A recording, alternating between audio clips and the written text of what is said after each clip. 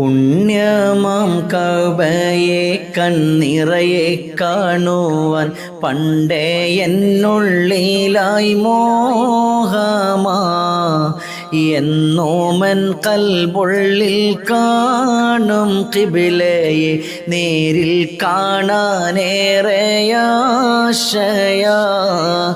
എൻ്റെ ഹബീബിൻ ബാലതാകും മക്കയെ ഒന്നോ കാണുവാനായി പൂതിയ ഒന്ന് ഹറമിലായെത്തിയ ഹദോൻ്റെ റിള തേടിക്കരയുവാൻ